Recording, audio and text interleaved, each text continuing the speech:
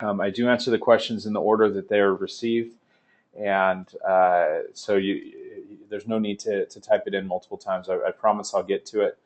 Uh, let's see. I'm going to see if I can get rid of some questions up front. Yes, we are recording the call. Yes, I will post it online as quickly as I can.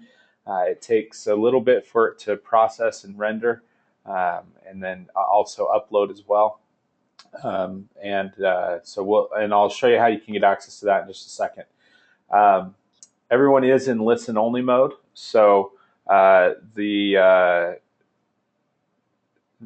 reason we do that is because of how many people are on the call. If we don't do that, there's lots of hold music, background conversations. There's been times where I've even heard the F word from people in the audience. So we just make sure that we're all completely muted, except for me. So that's why we do the questions through GoToMeeting as well. So a couple of quick plugs before we get started. Number one, if you haven't gone through the virtual academy, I highly suggest that you do that. Go to help.infusionsoft.com/academy. There's 8 different courses that Scott Richens offers.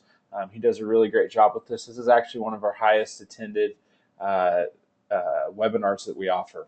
They're totally free. Just go to help.infusionsoft.com/academy to sign up for it. Next thing is we do have an Infusionsoft University coming up at the end of next month. Infusionsoft University is either a 2-day or a 4-day class that basically takes you through everything that you'd want to know about Infusionsoft. There's a beginner track and an advanced track. So if you want to come to just the first 2 days, that's the beginner track, you can do that. If you want to just come for the last 2 days, which is the advanced track, you can do that. Or if you want to come to all 4 days, you can go to both the beginner and the advanced class. So tickets start at $5.95 per person, which is incredibly reasonable for a 2-day event. That's incredibly inexpensive. But you can go to infusionsoft.com/university for more details. You'll see the agenda and then also to get signed up. Next thing is don't forget that you get to vote for what we talk about on the mastermind calls. I've set up an account with a company called User Voice where you can submit your ideas for upcoming calls, and you can also vote for others. Whichever topic is the most popular on Monday at 5 p.m. Pacific gets selected for that week's call. So make sure you go and do that. Again, it's mastermindwebinars.uservoice.com. Let me show you actually how to get there. I'll pull it up. Mastermindwebinars.uservoice.com. What you can do here is you just click I suggest you, and then you can start typing in your idea. You can see that this is what we're talking about today. And so whichever one is the highest voted one, I need to go and update that so you guys can reuse those votes. But once I think everybody, you can vote for something up to 3 times, and you have a total of 10 votes that you can use. So if you submit an idea, you can choose 1, 2, or 3 votes for that, and then you can also go and apply some of your 10 votes to other ones. So there's lots of great ideas in here. Go on there and vote for them, and also submit any ideas that you have as well. I get emails all the time for people saying, "Can you cover this on the calls?" And so that's the answer to that is go here and get other people to vote as well for what you want me to talk about. So again, go to mastermindwebinars.uservoice.com to go and do that. Next thing, follow me on Twitter. I mentioned before, as soon as I post the recording of today's call, I send out a tweet and let you know and send you a link right to the where you can go and get the recording. Also, every once in a while, I'll put out some secret ninja tricks of things that I'm working with or things that I'm trying out with the software. And also, a lot of people use that as a way to get a hold of me to get feedback and get questions answered. That's probably the best way to do that. It's, I'm most available on Twitter, I guess you could say. So follow me on Twitter. It's @JordanHatch. All right. So that's it for the content or the quick plugs there real quick. Well, actually, one other thing I was going to mention, we do have for the Infusionsoft University, if you're joining us from the UK, we do have an Infusionsoft University that we're going to be doing in the UK. I can't remember the dates. Let me pull up. I can tell you from a calendar when it is. So let me just pull this up. It is June 18th through 21st. That's when we're going to be in the UK. So the beginner class will be here, the advanced class will be here, and then if you wanted to come to all 4 days, you can come there. So if you're in the UK, just be aware of that. If you want to sign up for that, my suggestion is call your account manager. I don't know if we have a landing page set up for you to register for that. You may have gotten an email as well in the last couple of days letting you know that that was available. So just be aware of that. All right. So today what we're going to talk about is how to manage your sales process and follow-up. If we go back to the user voice account, oh, I closed it. Basically what it was asking was, how do I set up a place that my salespeople can log into and easily go through and manage their call list, be able to know who to call to work with the hottest leads, and then also what are some of the time-saving things that we can use to make their job easier. So that's really what we're going to talk about today, is how to go in and set that up. So the things that we're going to talk about today, we're going to talk about lead scoring, we're going to talk about saved searches, we're going to talk about interactive list view, we're going to talk about note templates and internal web forms, and then I'm also going to preview a new Infusionsoft feature that makes all of this even easier than what I'm going to show you today.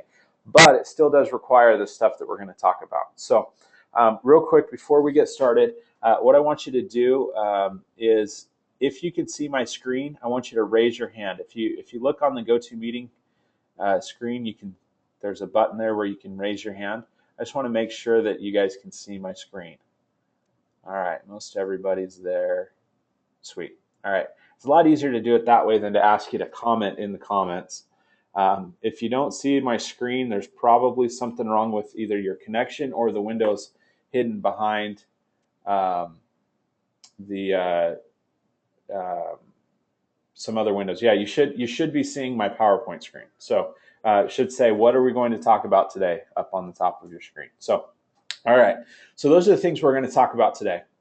All right, so the first thing that I want to talk about is there's some fundamental things that you need to understand for when you're building this out. And I promise we're going to get into the things that you can go in and build out. But I want you to understand some of the basics of how I like to coach people on how to think about their sales process, and also how to look at what it is that they're doing that helps them to figure out who their salespeople should be talking to. So if you've been around Infusionsoft for a while, you maybe heard my little spiel on the sales process. And if you've seen lifecycle marketing, any of that stuff that we talk about, what I'm going to share with you today is kind of the genesis for the lifecycle marketing idea. And basically, the thing is that no matter what you sell, no matter who you sell to, every single one of you, your sales process, the way that your customers go through and buy things, happens this way. The only thing that's different from between you and another business is the length of time that it takes on average for someone to go through the sales process. But in reality, each person that's going through your sales process stays in each of these stages for a certain amount of time that is different from one customer to the next. So it's important to understand what these major milestones in the sales process are and what the difference between each of them are, so that you can start to understand, okay, where is this individual person at, and is it time for them to talk to a salesperson? And if it is, what is the salesperson going to be talking to them about? And the other thing is being able to identify, based on where they're at in the sales process, the types of things that you should be promoting to them and the things that you should be driving them to do as well. So I'm going to use this as the example here, is selling a car, but let me go through and talk about each stage. The first stage in a sales process is that someone is going to go out and gather information. Now, what that looks like is that they're going and browsing and looking at things on the internet. They're researching. They feel like they've got, there's maybe something out there that can solve some sort of pain, or can give them something that they're looking for. And so they go out and they start doing research. Now, that research process might be internet. It might be talking to friends. It might be asking around. It might be talking to people on LinkedIn. Whatever it is, they're going to go out there and look for information. And as they gather information, what they're doing is they're making some sort of buying decision. Do I buy, yes or no? And at the point that they've made a buying decision, that they say, yes, I'm going to buy, now they become what I call a hand raiser. When they made that decision and they do something, that by doing that thing, whatever it is, they are raising their hand. They're expecting to talk to a salesperson. So for an example of this would be that they call you up on the phone and ask about your product or service. It could be that they're buying a car. I'll use the car example in just a second, but they're walking on the car lot.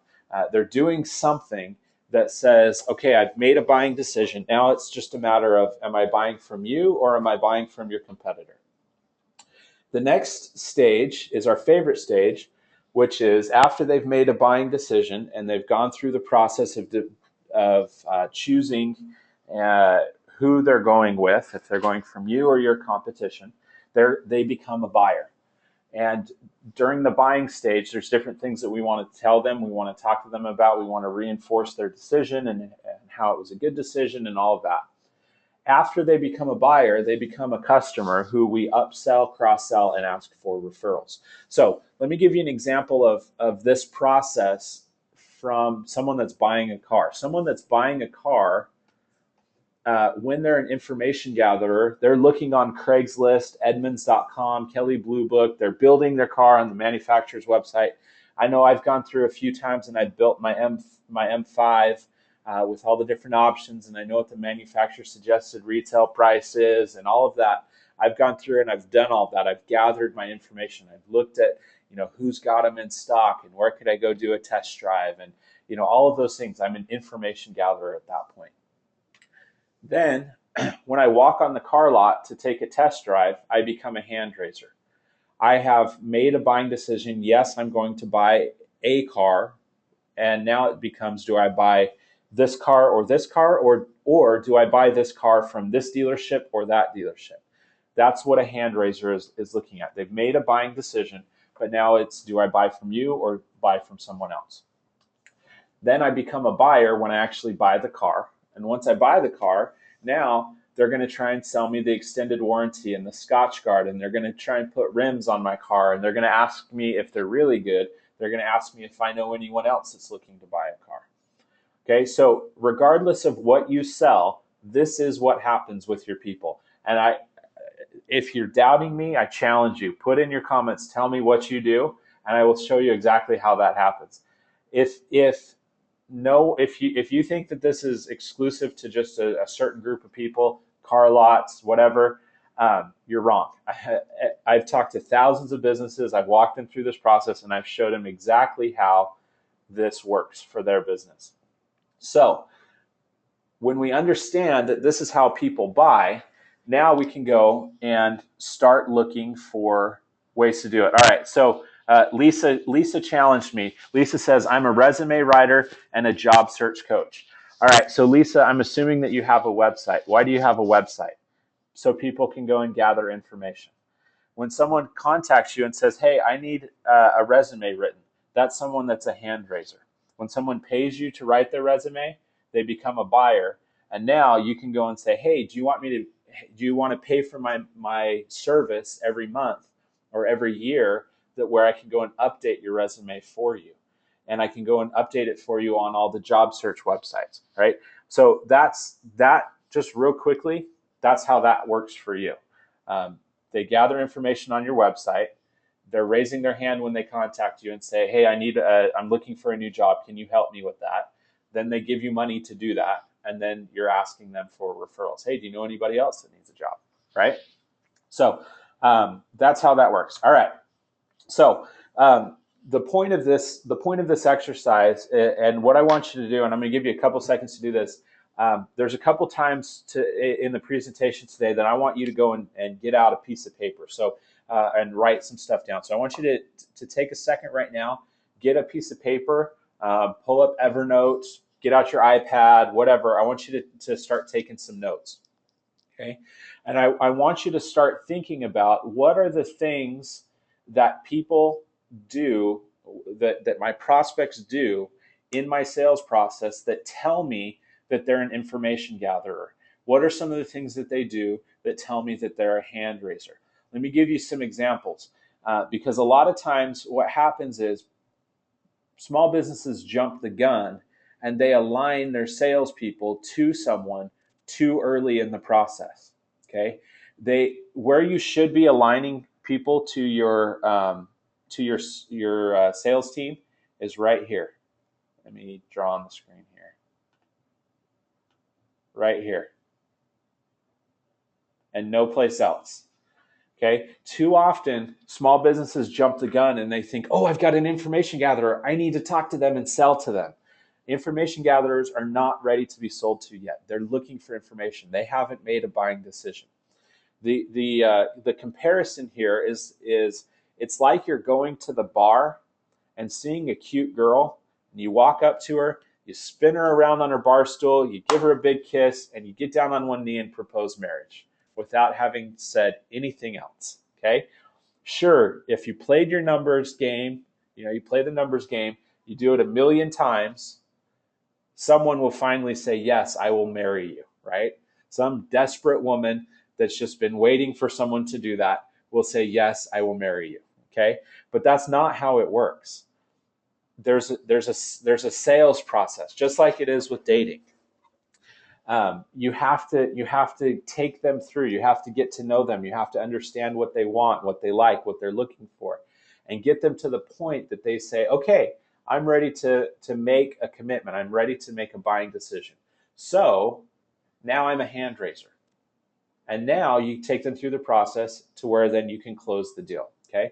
So what I want you to do is take a second, and hopefully you're doing this while I was talking, and I want you to write down, what is my walking on the car lot? Is it requesting a free consultation? Is it that they call in on the phone? Is that something that happens on a regular basis? Is it that they walk into the office? Is it that they schedule an appointment for a tax consultation? Is it that they, go and watch the demo of your application? Is it that they watch certain videos? Is it that they do something inside of your membership site? There's all kinds of stuff that would be a hand raiser experience. Remember, it's something, they do something that by doing it, they're exhibiting the fact that they have made a buying decision. So take a second and do that. And then we're going to keep going from here. If you have questions, type those questions in the question box, and I'll help you identify if that's an information gatherer or a hand raiser activity. And when you're ready to go, just raise your hand with GoToMeeting.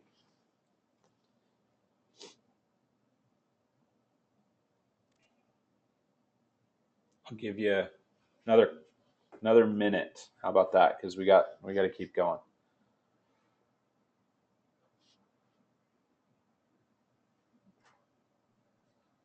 All right, so Jillian asks, a quote request, would that be a hand raiser? Absolutely, right? Because remember, they are raising their hand saying, I've made a buying decision and I need to know how much you would charge me, right? They're asking what I call buying questions. Buying questions are how much, when can I get started, how long is this going to take? Those are questions that are not, is this right for me? Do I need this, right? These are questions that are, how much is it going to cost? When is it going to get started? How long is it going to take? Those are buying questions. So a couple of people are asking, what about an ebook or a free report? Well, let's think about it. An ebook is giving out information, right? You're educating people. So that's what I'm talking about, is that too often we think that things are hand raiser type experiences when that's not what they are. Someone downloading an ebook is they are in the information gathering stage. They're learning, right? They haven't made a buying decision. Your ebook should drive someone to do something else that is a hand raiser experience. So Philip asked that I have people that ask for quotes for business loans, but they can still be a long way off from completing the deal, right? Yeah, absolutely. They're looking for a business loan. They know they don't. They're saying, hey, you know what? I need to get a loan, but it's going to take a while before they're actually ready to get that loan, perhaps. And so there's things that you can do here in the hand raiser stage to focus on people that are really ready. And I'll give you specifically, Philip, some examples of customers that have actually put roadblocks in place from people becoming a hand raiser, so that they're only focusing on people that are worth their time. So Monique asks, how about signing up for a newsletter? Not a hand raiser thing, not even close to a hand raiser thing. That's as far left of being a hand raiser as you can possibly be. So Robin says, having a seeing is believing product, we designed a campaign to see a video. When they see the video, we call. However, the video may be info gathering. It could be, but if the video is a 30-minute video, and at the end, or maybe it's a 5-minute video, at the end, what is it that you're trying to get them to do next? Is there some sort of buffer between that? The real test of it, Robin, is how many of the people that you're calling are actually buying. If you have a pretty low conversion rate from that, then you might want to consider putting something else in place so that your salespeople aren't having to call as many people and talk to those people. So a bunch of people were saying, what about a free report, signing up, whatever. That free report is information gathering, okay?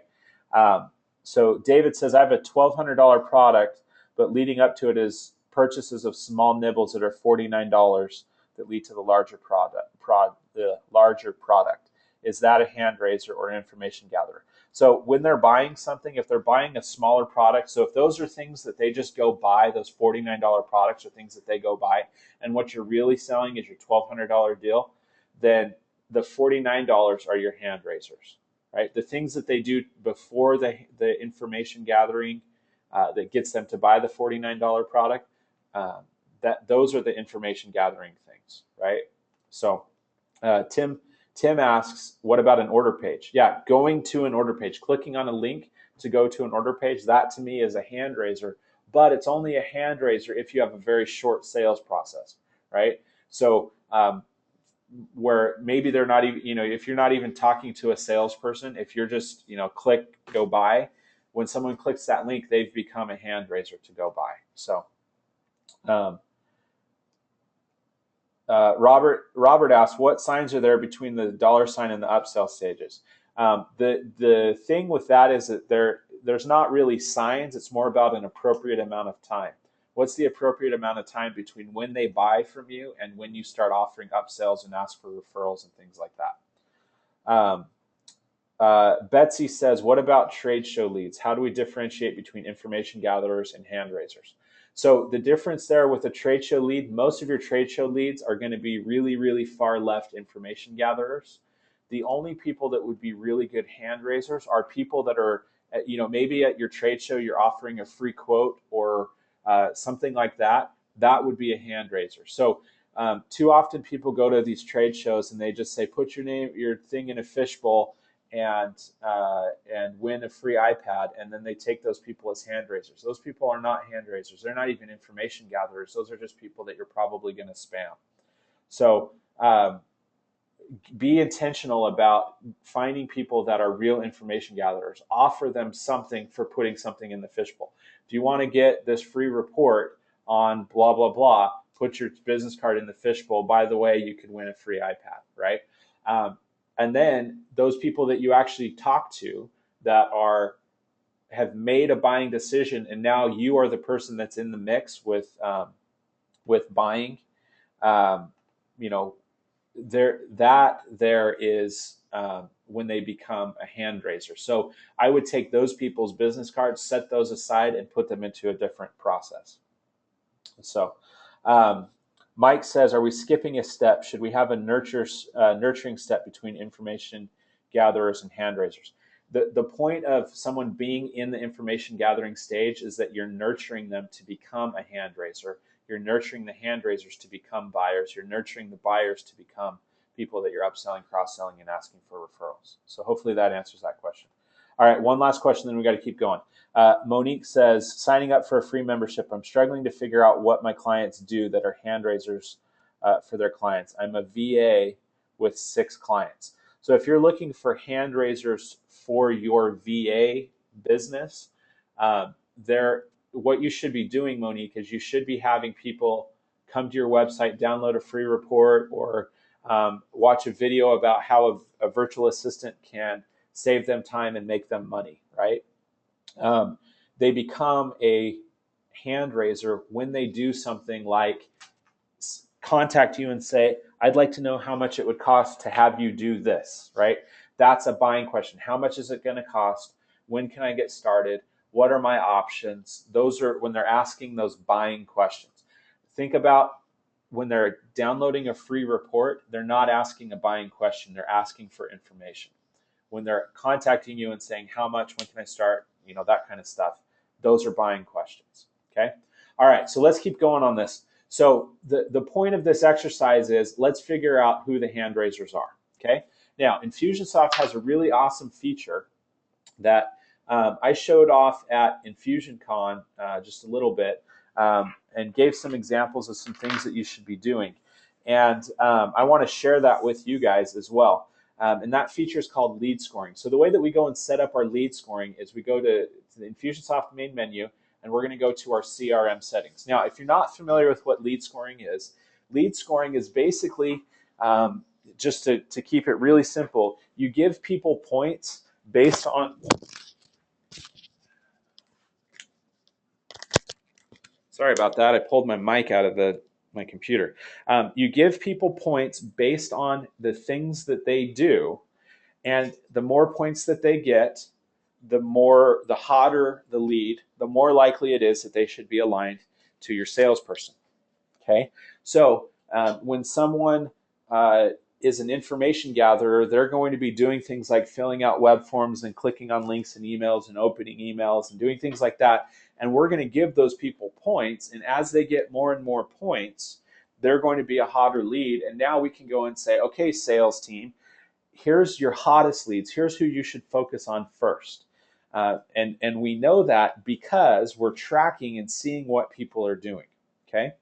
So the way that the lead score works is that you set a maximum number of points. Okay, so in this case, if you look on my screen, I have it set so that 100 points is equal to 5 flames. So if someone gets 100 points on their contact record, it's going to show very similar to this right here. It's going to show that they have 5 flames. And every 20 points that they get, it's going to increase the number of flames that are being shown. Okay, so that's I'm going to show you how to determine what your points should be, and then I'm going to show you how to set up your rules. I'm going to give you some examples of base rules that all of you should have in just a second. But I wanted to kind of give you that high-level overview of what the lead scoring is used for and how it works. It's actually really simple to go and add these scores, but this list here are the things that I suggest that you do, with the exception of this NPS stuff. That was some stuff that I did in my presentation at InfusionCon. If you want to go watch that video, you can go and you can purchase the videos to the InfusionCon video library, and I go through and show you how to set all that stuff up. But the idea here is that we need to start watching and seeing what people are doing and give them points so that we can bubble up our hottest leads to our salespeople. So let me go back to my slides here, and there's 4 things. You can either add points, and you can also remove points, and you can also have the points expire. Okay, and so what you need to do is there's ways or things that we're going to be doing that they are going to be doing that should give them points, and there's things that you should do to take points away as well. So things like an email open or an email link click, a confirmed opt-in, and a web form submission. Those are all things that you should be giving points for, and you can see that based on what they're doing, they get more points based on the value of what it is that they're actually doing. So a link click in an email is much more valuable than an email open. Filling out a web form is even more valuable than an email link click because that means we're getting more information. A double opt-in is even more valuable than that. So we're going to give them more points for that as well. Okay.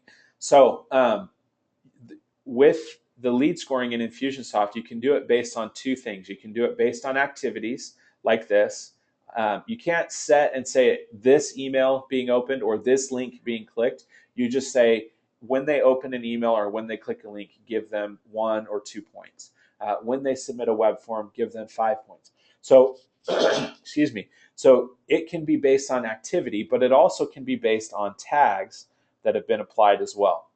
So, and I'm going to show you that in just a second. So these are things that should be you should be giving points, and I would suggest this point scale as well. And also, I would expire these as well. So an email open is valuable, but only for a certain amount of time. Just because they opened an email from you a year ago doesn't mean that they should still have a point on their lead score. So we can set the expiration of those points as well. Same thing goes with the negative scores. If someone's email soft bounces, hard bounces, or if they opt out, we should be taking away points. These ones shouldn't expire. If they hard bounce or opt out, then you should always be taking points away from that. Okay. So I'll make these slides available as the additional download in the archive so that you can get those as well. Okay. So if we go back to here, and you can see how this works. I have things set up based on activities. So if the contacts activity contains a web form submission, give them 5 points and have it expire after 3 weeks. Now, this doesn't gradually expire. Basically, if they fill out the form today, 3 weeks from today, 5 points will be taken off of their lead score. Same thing goes with the email opens and the link clicks. If we want to add a new score, we just simply press this plus button. And we say if the contacts, and we can do activity or tags. So let's just do tags here for a second. Contains, and then we can choose which tag. And this is or. If they say this one, or this one, or this one, we're going to give them however many points, and it's going to expire after a certain amount of time. So I'm going to take that one off because I don't want it to have to go through and recalculate. Once you set up your scores, it does take a little bit for Infusionsoft to go through all the data to calculate the scores. But when it's there, what happens now is when we go and do a contact search, and there's actually a saved search in all of your accounts that will actually show you who your hottest leads are. So let me just go show you that real quick. If you come here, there is a saved search called hot leads. And this saved search shows you who has the most points, the most flames. So you can see I've got a lot of people with one flame. This isn't real data. This is just people filling out forms and stuff. So you can see that this shows up, and this is something that you can add to any score, any saved search that you have in Infusionsoft, and it shows you who your hottest leads are, and you can sort it by descending order of who has the hottest leads. Okay, so everyone has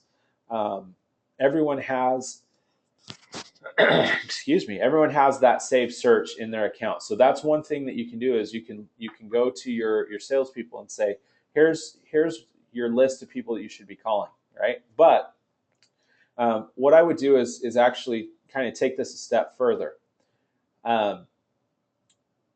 If you're using opportunities, you can set up your pipeline and add the pipeline stage widget to your homepage so that I can see, show me all of my people that are new leads. So I've got 150 new leads, and I can go and add my lead score here. So if I click here on edit criteria or columns, and I come to columns, there is a field called lead score. I don't believe it's that one. I actually have a custom field called lead score, but I don't know if that actually might not be it. Let's see. Yeah, that is it. So yeah, you can see the lead score. So now show me all my hottest leads. So I can do that. So you can see I added that lead score. I can also come down here in my columns and change my sort by to be lead score, I believe, I hope. Lead score descending. So now, instead of just saying, here's all of your new leads, I'm saying, here's your hottest new leads, right? And I can go through, and as a salesperson, I can go through and start calling my hottest new leads first. So that's one thing that you can do to start bubbling those new leads up. All right. So there's a magic formula that I want you to write down. And I know this, I'm using math, I'm sorry. But basically, the way that it works is this. The total number of web forms that can be submitted, multiply that by 5. The total number of expected emails over the next 60 days, multiply that by 3. And then also add 30 points to it. Take all of that, add it together, and then multiply it by 0.75. And that's going to give you the number of points that you should set as your maximum number of points for your lead score, right? So if we come back to where we set the lead score, we're going to take that formula and we're going to say, okay, based on that, I'm going to send, this is where I put it right here. So 100 points equals 5 flames. So if I'm going to send, if I have 10 web forms that can be filled out, that's 50. And I have 10 emails that are going to go out. That I'm going to multiply that by 3, and that's going to give me 30. Then I'm going to add 30 to that. So I've got 50 and 30 is 80, and 30 is 110. I'm going to multiply that by 0.75, and it's going to be around 80 or so, or 80 or 85. And so I'm going to set my maximum number of points to be 85. Okay, so that's a quick, easy way to figure out how many points you should put there for that. So we talked about that list. For most of these activities, the hand raiser or information gatherer activities, the way that you're going to add points to that is going to be based on a tag being applied. And remember, the amount of points that you're giving need to be given out based on the value of that activity.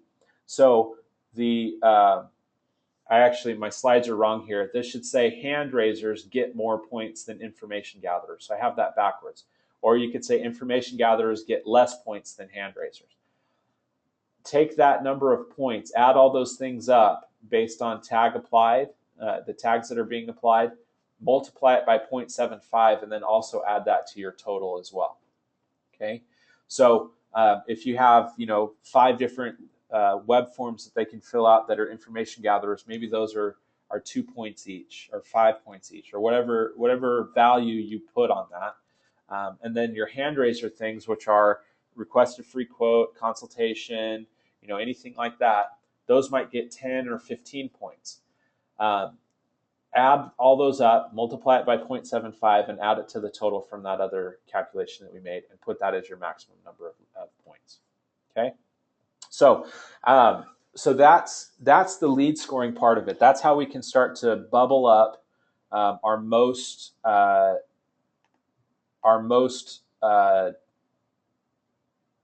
do I say it? Our hottest leads. That's how we can focus our salespeople on people that they need to be talking to. Okay. So the next thing that we're going to do is we're going to do an exercise to figure out what are the things that during the sales process I do or my salespeople do on a regular basis. And I'm going to show you how you can use some of the really awesome features inside Infusionsoft to automate that. So I want you to make a list of things that you do more than 3 times a day. And specifically, I want you right now to focus on your sales activities. So things like leaving a message and You probably do that more than 3 times a day if you're making phone calls. It could be sending out literature. It could be, sending an ebook. It could be, I'm trying to think, responding to a customer service thing. It could be sending out free samples. There's lots of things there. So let's take a minute, and I want you to just make a list of those things. And when you're done, I want you to have a list of at least 3 things. When you're done with that, I want you to write somewhere close to that. Here's what I do to follow up with that thing that I'm doing. So when I leave a message, do I schedule a task to call them back? Do I send an email? Do I send an email a couple of days later? What's the follow-up that happens when you do that thing? When you send a free sample, who do you notify? Who needs to send that out? What follow-up do you have with the customer? Those are the things I want you to start thinking about. So let's take another minute and write that down. And when you're done, raise your hand on GoToMeeting.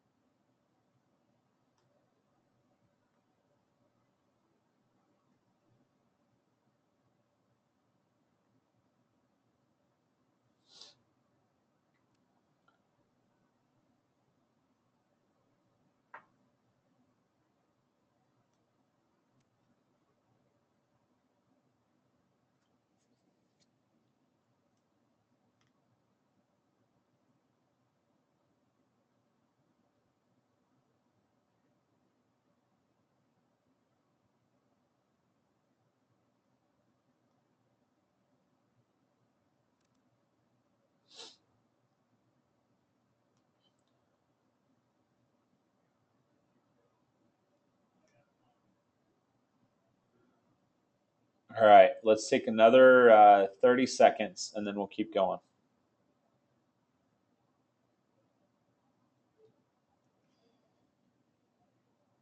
Go back to the slides here.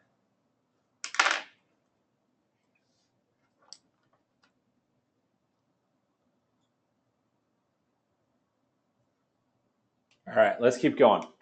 So with those things that you just wrote down, there are 2 key features inside Infusionsoft that we are going to use to automate the follow-up with those things that you're doing.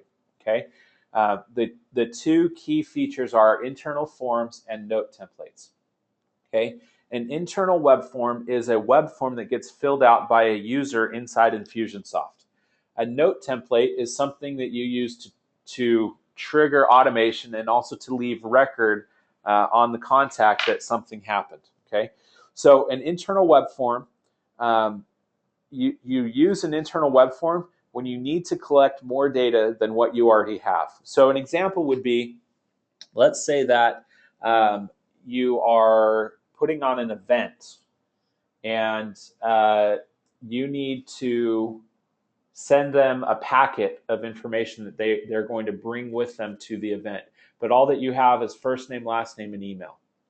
What I would do is set up an internal web form that whoever's in charge of collecting that information can pull up. They fill out that web form, it updates the existing record, and it triggers automation and sends out that packet of information for them. A real life example of this, my wife worked before we had our little baby.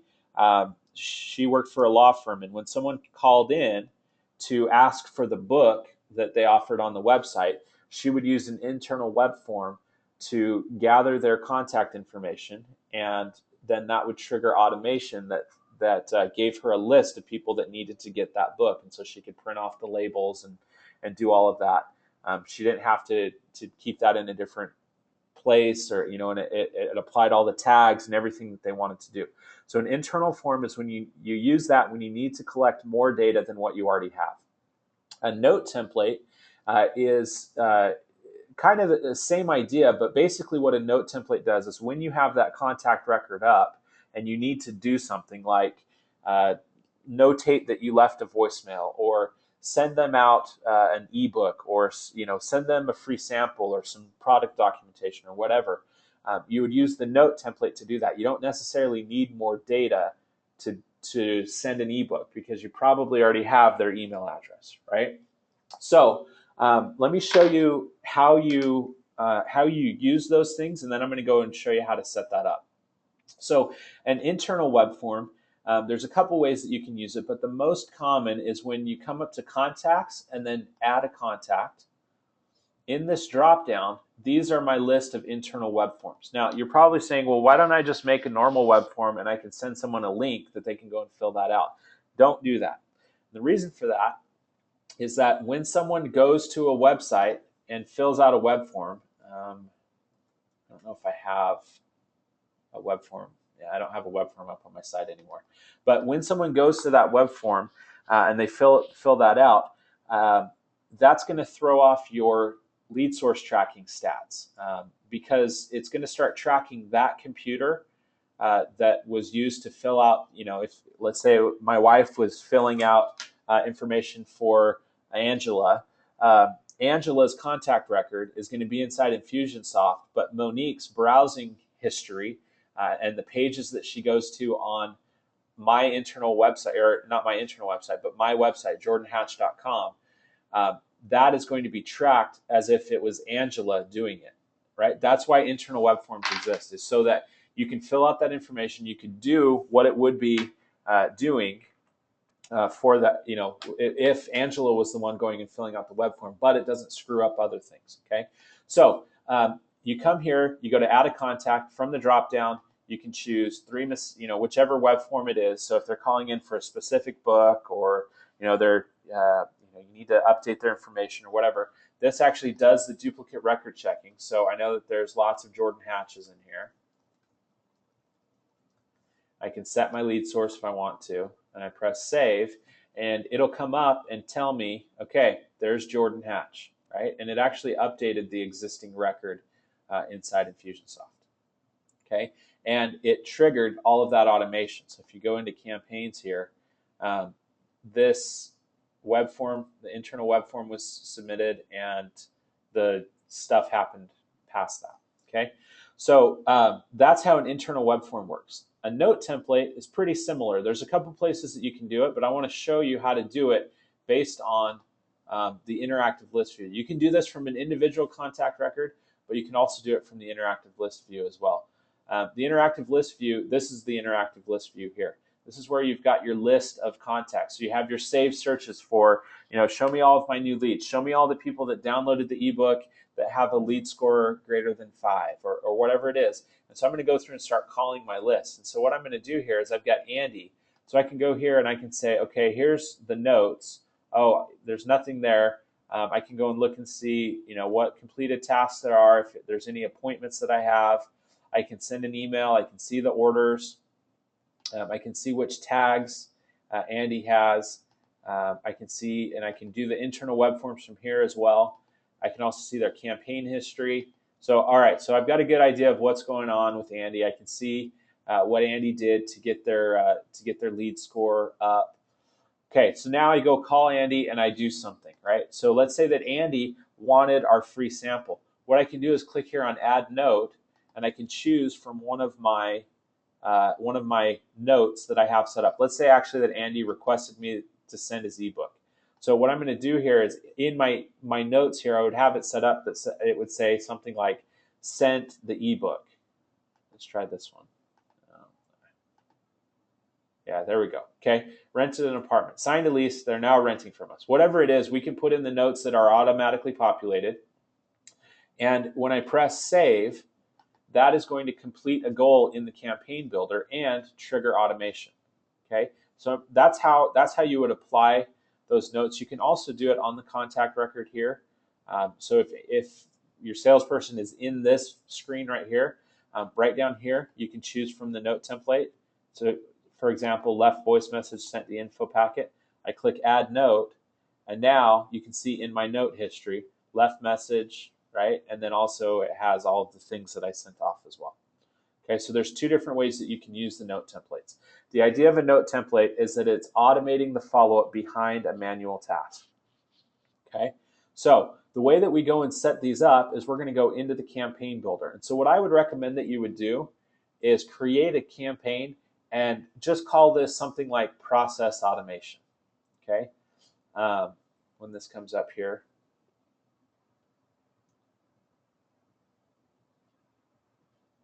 So I would call this something like process automation. And I'd press save. And what I would do is just start dragging out goals. Now you can do any of these things, it doesn't really matter. You know, you might want to use the hand raiser for a hand raiser type thing. You might want to use this for an information gathering type thing. So let's say that this is our information gathering thing, and we want this to be submitted or to be a note, or sorry, let's do an internal form. So let's use, I'll set up how my wife's example of send the ebook, or sorry, it wasn't an ebook, send the estate planning book. Okay, so what I do here is I have that goal, and then I'm going to have my sequence set up to automate the process behind it. So the first thing that I want to have happen is I want to apply a tag that says they requested the book. Right? I'm not going to go through the steps to configure that, but I'm going to apply the tag that says they requested the book. Then I'm going to set up a fulfillment list to go to our fulfillment company to send out the book. And then I'm going to wait 3 days, because that's how long it should take to get it to them. And I'm going to send them an email that says, hey, go check your mail for the book. Right? And then I can have all kinds of follow-up happen from that, right? So you get the picture there that there's my campaign or my sequence to send that out. So what I need to do here is double click on this, and now I can go and build that internal web form. So with this internal web form, what I'm going to do is I'm going to go and say, okay, Monique, these are the fields that we need to get. We need to get their first name, their last name. We need to get their email address. And then we're also going to need to get their address information. So I'm going to drag this down here. Now you're probably looking at this saying, hey, Jordan, this isn't what mine looks like, right? That's because I'm actually using this is the latest release of Infusionsoft, and we've actually changed the editor a little bit. So that's what this is. So I can go here and say, okay, I need first name, last name, email. I need their address information. And then, maybe I want to also say, hey, do you want to sign up for our newsletter as well, right? So I can do that. All right, and save that. Now, what I can do here also is now I can go and put in my instructions, okay? This form is for people calling in to request our estate planning workbook, okay? And I can give the instructions. Make sure you ask for all of the information below. Right? So those are the instructions to Monique. And then I can come here and say, also ask them if they'd like to be included on our newsletter. Check the box if they say yes. Right? So I've got my instructions there. I can gussy it up and add dividers and spacers and make it look pretty and all that fun stuff. Okay, you get the point. But what happens now is when I publish this, I come back to my campaign and I publish this. Now what happens, and nothing's going to happen as far as the follow-up goes because I didn't publish that. But if I come to my contacts here, so Monique is working, phone rings, she picks it up. The person says, hey, can you send me that book? She says, yeah, no problem. Let me just get your information. So she comes here to add a contact. She clicks on the drop down that says estate planning worksheet. No, this one. Send the estate planning book. That's the form that I just created. She fills this out and presses save. And that sends them the book. And it does all the automated follow-up. So that's when you need to gather more information, you do this. Okay, there's lots of different uses for that.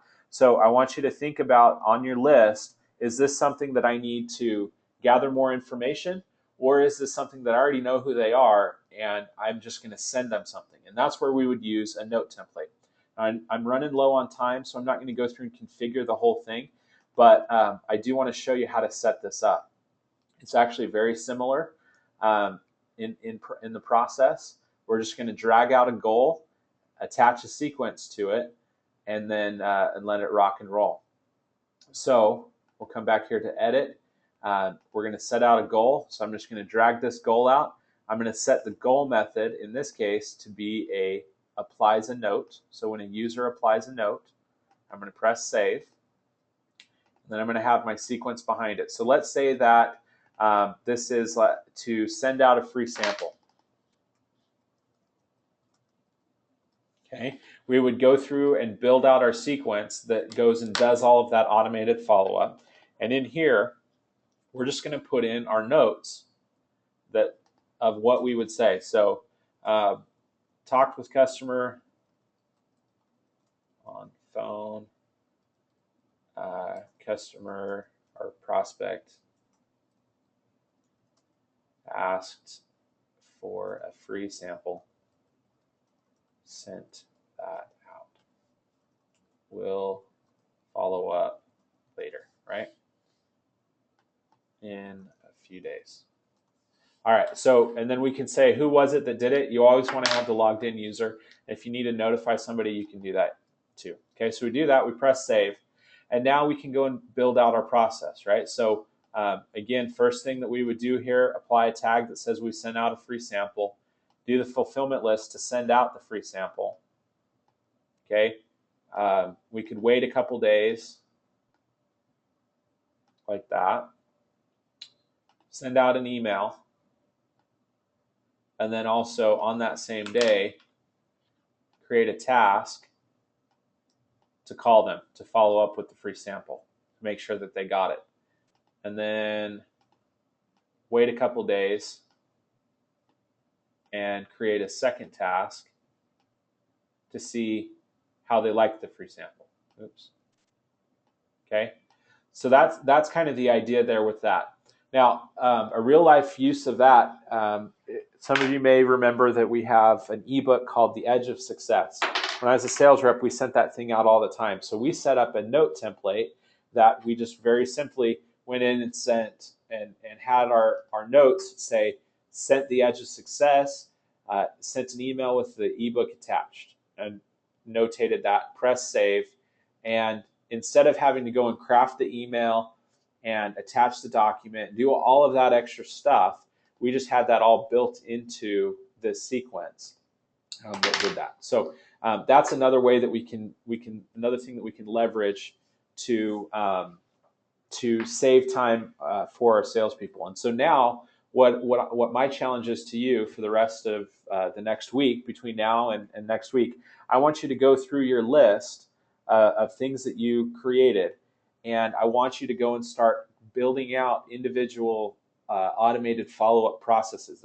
You don't need to go through and make connections on all these. It's just go and build out these little internal processes to automate those things, and I promise you it's going to save you a whole bunch of time. All right, so that's all the content that I have for today. I went right up to 10 o'clock. I apologize for that. There are quite a few questions still that are in here, and I will stick around for a little bit to answer those. But before you go, real quick, if you could do me a favor, I'm going to launch a poll up on the screen. Take a quick second to go and answer that poll for me to let me know, should I keep doing calls like this, or was this a complete waste of time? This helps me to know where I should focus my time in building out the content. So let's take another couple seconds and then we'll get to the questions. If you've already voted, you can start typing your questions into GoToMeeting. Again, no need to ask your question multiple times. If you've already asked it before, I haven't answered any questions for 30 minutes. So in the last 30 minutes, if you've already typed it in, you don't need to type it in again. I'm going to just start where I left off, and we'll go from there. So looks like most everybody has voted. So great. All right, so let's go ahead and do the questions again. Type the questions into the question box on GoToMeeting. Also, if you do need to take off, totally fine. Thank you for coming on the call today. And don't forget to go and check out Infusionsoft University. So, all right, so let's start where we left off. Let's see. We did that one. All right. Judy asked, how many points should reach 5 flames for smaller businesses? So it actually doesn't matter the size of your business, Judy. Really, it matters what are the potential things that they could be doing. And that's why the magic formula is there. Figure out what are the potential things that they could be doing and figure out what your number of points is for that. It's not a one size fits all. You need to know, how many different web forms are out there, how many emails are they going to get from me, how many hand raising opportunities are there, and then you figure out your points from that. So, all right, great question though. Thank you for asking that. All right, Mary asked a good question.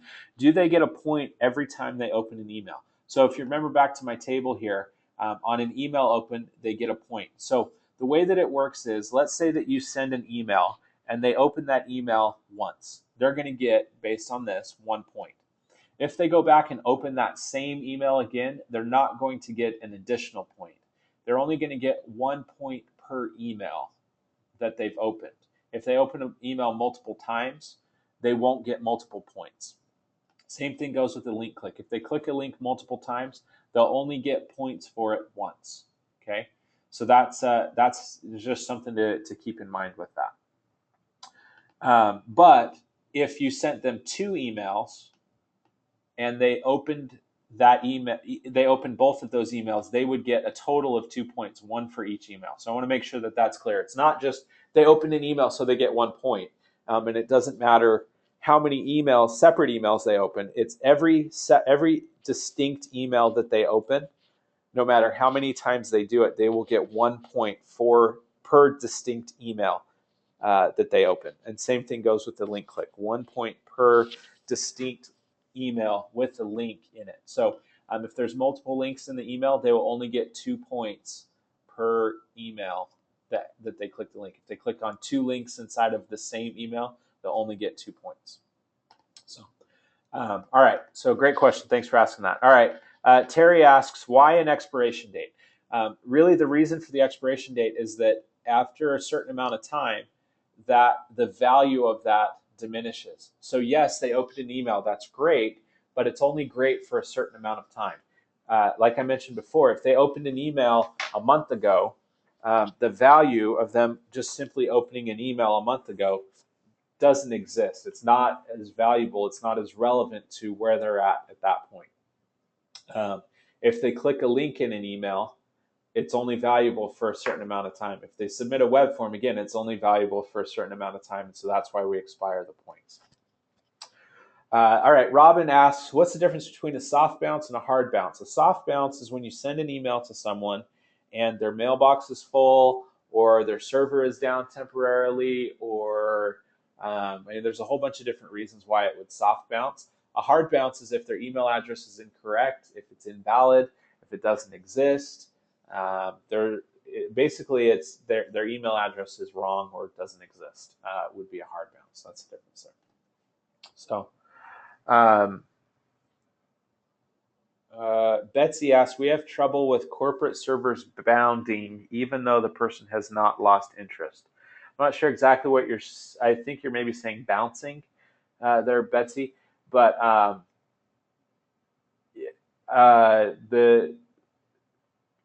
really the reason that an email would bounce from a corporate server is if their mailbox is full. That's probably the biggest reason why soft bounces happen. A hard bounce happens if their email address is incorrect. So, jordan.hatch@gmailc.com, right? That would hard bounce. So it really has more to do with the person that's receiving it. Maybe their mailbox is full, maybe their mail server's down. It has less to do with Infusionsoft. So Jorge says, can you set up rules so that only people with certain tags get scored if they open or click? No, you can't. But what you do is you set up your searches to only show people with those tags. So everyone's going to get scored based on your lead score criteria. But your job is to say, here's the people that I or my sales team need to focus on. And that's where you set up your saved searches and then add your lead score to those things. Jerry asks, can you do lead scoring on your database in bulk? Yes. The lead scoring is system wide. It's not for individual people. It's system wide. So that's how that works. Anne says, if you add a new type of scoring, will it recalculate based on past events? Yes, it will. It will recalculate. But if you have an expiration date of, like, let's say 2 weeks on an email link click, if they clicked on a link longer than 2 weeks ago, they won't get the points. So it's smart enough to recognize that. Victor says, I see you have confirmed opt-in as a tag. Is that a supplemental step, or is there an option for the system to see a double opt-in? So you have to, in the lead scoring setup, go back to that here, there isn't an activity that it's listing for a confirmed opt-in on the scores. So what I do is on the confirmed opt-in, I apply a tag that says they're a confirmed opt-in, and that's how I'm giving the points, is based on that. So if the contacts tags contain confirmed opt-in, you can see on the activity is unsubscribes, opens, and link clicks. So when they double opt-in, I add a tag that says they're a confirmed opt-in, and then I give them 10 points based on that tag being applied. Mike says, we have 5 users. Can we have different points for different leads? Doesn't matter how many users you have.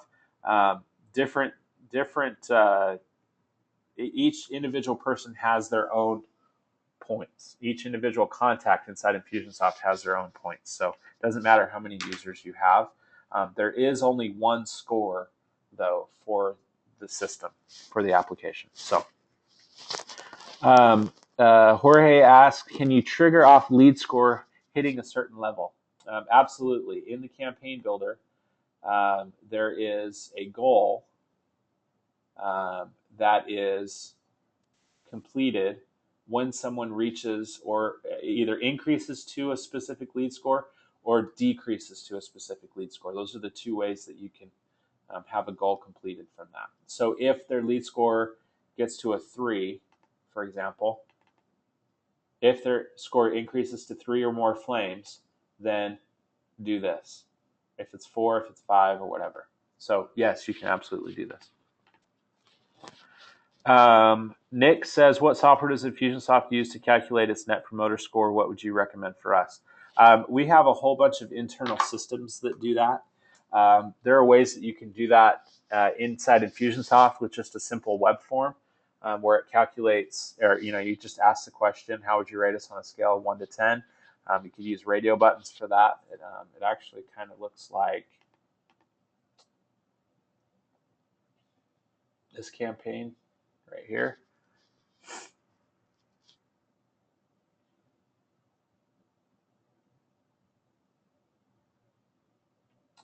And it loads.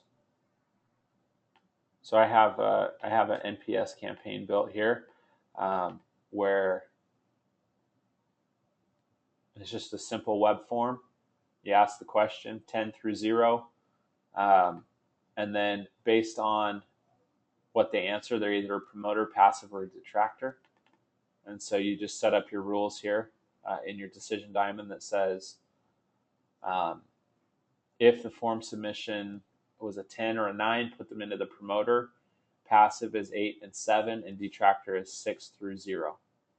So that's how you would set that up inside Infusionsoft. So Judy asks, sorry, by the way, good question, Nick. Thanks for asking that. All right. Judy asks, when do we take away points? You take away points when they do something that is negative, when they do something that shows that they're not a hot lead. So opting out, spam complaints, bounce emails, unsubscribing, any of that stuff. So, good question. All right, Betsy asks, if someone calls in, do you tag so that it adds points? If someone calls in, yeah. If based on what it is that they're calling in for. I mean, if they're just calling in to say hi, probably not. But if they're calling in, like I showed you with Monique, to request that book, I would add points for them requesting that book. I'd probably give them 5 or something points for that. So, Jerry asks, what did you mean add points by tags, based on tags being applied? So in your rule set, in your lead scoring, oops, wrong thing, right there. In your rule set for those individual hand raiser and information gatherer things, you're going to add points based on a tag being applied. And so you would choose the appropriate tag. So if, for example, they're requesting the estate planning workbook, you're going to apply a tag that says that they're that they requested that, and then you're going to have a score here set up so that they get points for doing that. So, all right, Robert says, would downloading a software demo be a hand raiser or info gatherer? I would suggest, I would say that that's a hand raiser and not an information gatherer. An information gatherer is looking at, should I be using a software, and a hand raiser is someone that's saying, should I be using this software? So, let's see. Anne says, is the internal form sent to the lead or filled out by sales? It's an internal form is always filled out by a user inside Infusionsoft. So that's why it's called an internal form. It's someone internal is filling out that form. So Nathan, I hope I answered your question about how to make internal forms. So I'm not going to go through that, but again, you just do it in the campaign builder. All right, Robert says, if someone calls in and you add them as a contact, they haven't opted in yet, so you cannot send them an email, right? If you ask for their email address when they call in and you fill that out, that would be a single opt-in. Infusionsoft would consider that a single opt-in, but it's always good to ask them for permission for the things that you're going to be sending them. So make sure you have checkboxes on those internal forms, like I showed you with the one that I built today. So. All right, Betsy says, if the contact is already in Infusionsoft as a contact, will the form check against that? Yes, it will update the existing record if they're already in the system. So, all right, Joyce asked, if after I create the sequence, I see I need to add a step, will that apply to all contacts in that series? There are some rules. I don't know the exact rules about who it does. I think it's anyone that would have gotten that step within the last 7 days would get it. But it doesn't go back to everyone. So, but the rules are in the documentation. I think it's 7 days, but don't quote me on that. All right, so Jorge asks, for a niche B2B business, what might be some most common note templates you would suggest? So things like leaving a voice message or sending out information like an info packet. Those would probably be the two that would be used most often. Just off the top of my head, those are when I was a salesperson, both here at Infusionsoft and other companies as well. Those were the most common. Leaving a voice message and sending an info packet of something like that. So that's how I would do that. Corey says, I really wanted to cover some more on customized dashboards. You know what? I made a mistake and I totally spaced that I didn't show you the new feature. The new feature inside Infusionsoft is called My Day. So those of you that are still around, great. If you are coming back and watching the recording, you didn't miss out. So My Day is a new feature for your sales team. And for anyone that's working day-to-day inside Infusionsoft to know what you need to be doing. So the first thing that you do when you go and set up My Day, you can tell I haven't actually been in here yet, is you go and you set your time zone. which would be for me, there we go, Arizona, okay, and I press save. And so basically the idea here with My Day is that you've got a list of your appointments, your tasks, and people that you need to be following up with. So your appointments would be, tasks that are due today. So I'm just going to real quickly add something. You can have it associated with a contact if you want, but it doesn't have to. And you can press save there. And so you can see there's my appointment. And when I click on this, if there is a contact associated with it, it pulls up their contact record right here. I can do all of my note templates. I can see my tasks. I can add appointments. I can also send an email right from here. I can see all the email history. I can also, and this is a new feature as well, send out quotes. So I can click here on add a quote. I can add any of the products. So if I'm going to sell them product A at for $350, and then I want to add more to product B. Oops. And we'll do that one for $1,500, right? What I can do now is I can send that quote, and it's going to send them an email here. They can click on this link, and when they click the link, they can either go and accept it or decline it. When they press accept, it actually notifies me. This is actually just previewing it. So when they click accept, I can come in here and it will show me the status of it. And right from here, if they say accept, I can click place order, and I can go through and it creates the order. I can add a payment, or I can send the invoice so that they can make the payment, anything like that. So it's actually a really pretty cool little feature there. So that's the My Day feature, is being able to set that up and just have one spot where people can go to see what they need to be doing today. So, all right. Mike asks, can we put a quote form in the system? Oh, yeah.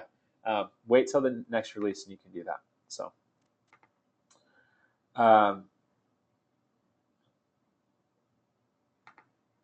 all right. David says,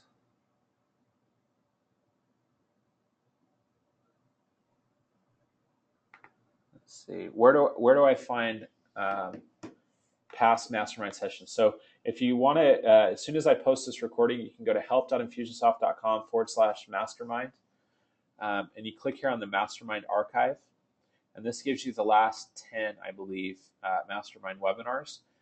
So today it'll say, how to manage your sales and follow up.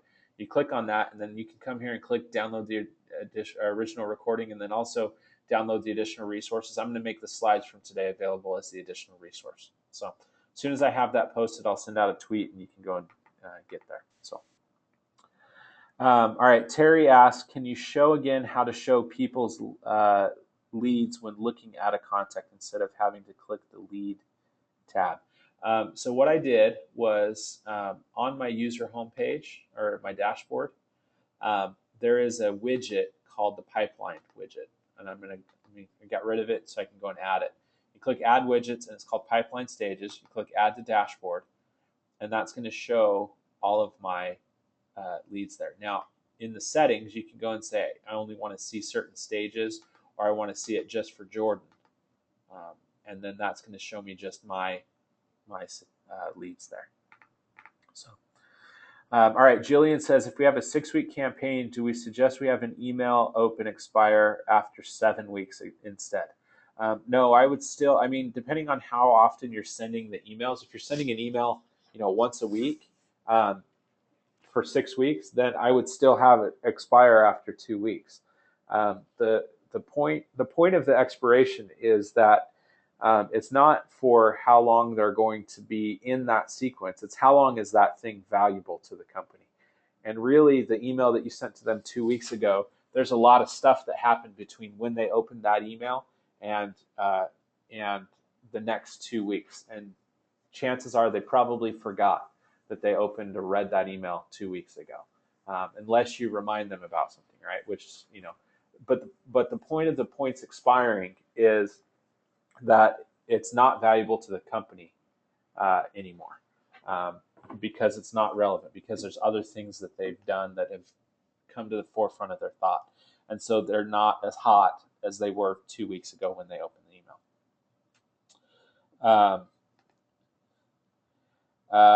Betsy says, will lead score only be applied to prospects, for instance, while our regular customers who get just get info emails get points in the system? Yes, they would get points. But again, that's not a bad thing, right? Because if we go back to my slides here, after they become a customer, they're still in your sales process, right? So we can go through and say, who are our customers that have the most points?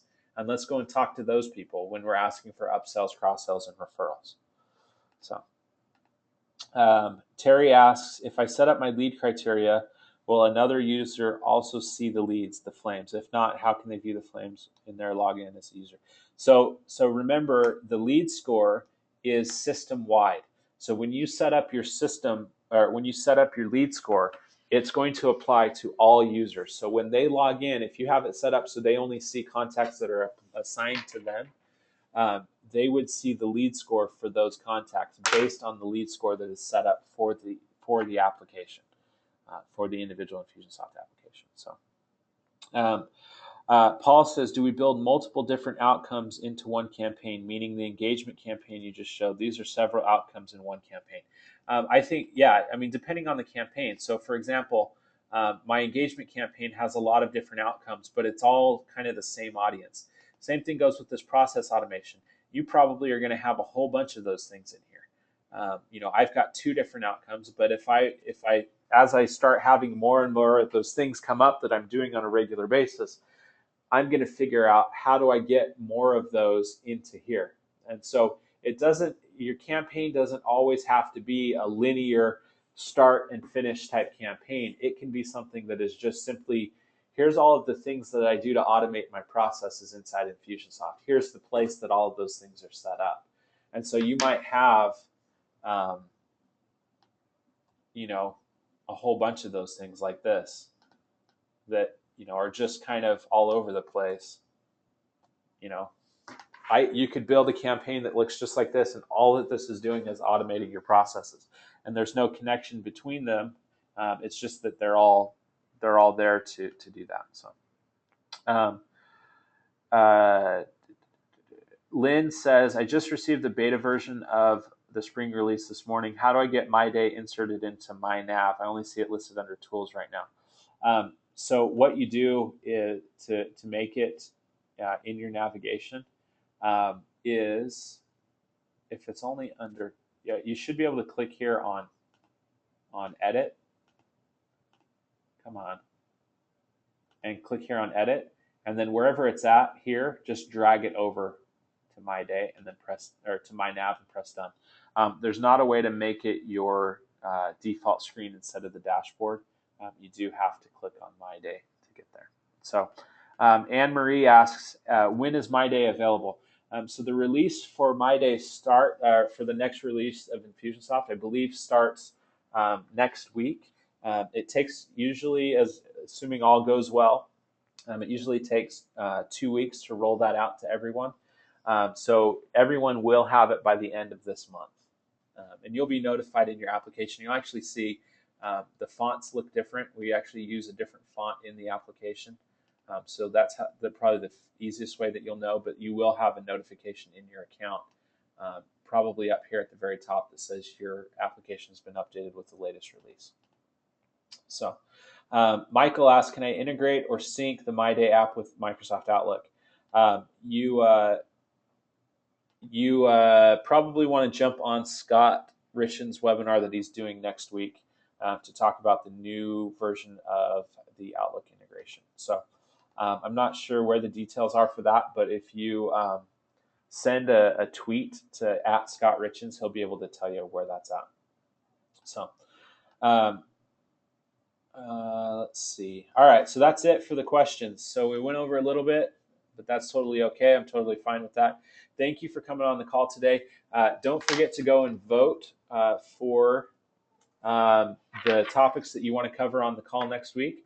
I'm going to go and update this right now so that any one of you that voted for the one that we talked about today, you can go and reuse those votes for other ones. So that's what we're gonna.